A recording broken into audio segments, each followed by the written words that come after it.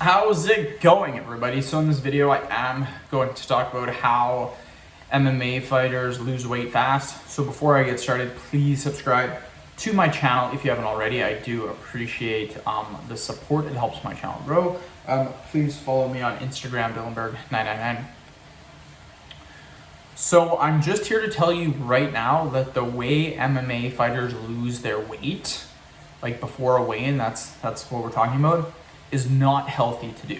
It's very, very unhealthy to do. It is unhealthy. It depends though on how much weight they actually lose, because every single MMA fighter is going to be different. There are quite a few actually that go to very extreme measures to cut a lot of weight. But there are other MMA fighters that do it very healthy. So I'm going to tell you guys how or I'm going to tell you why or how it's healthy to do it and how it's not unhealthy to do it. How that it's not healthy to do it. So to start off, the way that these MMA fighters are losing their weight is the exact same way that I used to do it when I was cutting for powerlifting competitions.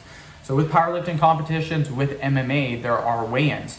Now, with MMA, those are 24 hours in advance. They're 24 hours prior. With my powerlifting weigh-ins, they would be weigh in 2 hours before you actually lift. So there's a big difference between weighing in 2 hours before you lift and 24 hours before you lift or 24 hours before you fight. Your body stores glycogen. Water weight is everything for losing weight. Your water weight consists of your glycogen storages, your salt intake, and your water intake. These are the three things that MMA fighters, powerlifters, anyone that's doing a weigh-in manipulates to lose weight at a very fast pace. So what I did, and this is a very safe way of doing it, is right before, like a day out or 2 days out, all you're gonna do is you're gonna limit your carbohydrate intake. So I would limit to about 0 to 20 grams of carbs. By doing this, it automatically makes your water intake a little bit lower. Water intake is one thing you never really want to mess with, because if you do become dehydrated, you can actually die from it. So water was one thing that I never actually manipulated, just for health reasons. Carbohydrates, though, super simple to do. Go to 0 grams, 20 grams of carbs. And then your salt, make sure you're not eating a lot of salt. Again, you need a certain amount of salt per day, though, 1,500 milligrams. Don't go any less than this or it's unhealthy. Literally, by doing this, you can cut anywhere from 10 to 12 pounds in a day or two, easily. Now, what MMA fighters do is they will take it a step further.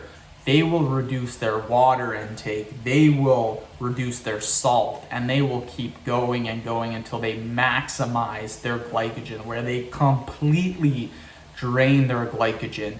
And this is how they lose weight. They're not actually losing fat. They're literally just destroying their body. So that's how they lose these 20, 25 pounds in a day. It's the most unhealthiest thing. But you can do it and lose 10 to 12 pounds a couple of days prior, and that's perfectly healthy. And then once you eat your carbs in, your salt, your water back to normal, then you get the 12 pounds back. But doing it the way they do most MMA fighters, it's not healthy. Also, it takes a little bit of time for your glycogen storages to get back. So that's why it's not necessarily good to be doing this. And a lot of MMA fighters have stopped doing the extreme weight cuts. It's because it actually affects your performance. So that's how they do it. It's not the healthiest way, and there are healthier ways to do it. So end of video. Thank you so much for watching. Please subscribe to my channel if you haven't already. Please follow me on Instagram, Dillenberg999. Thank you.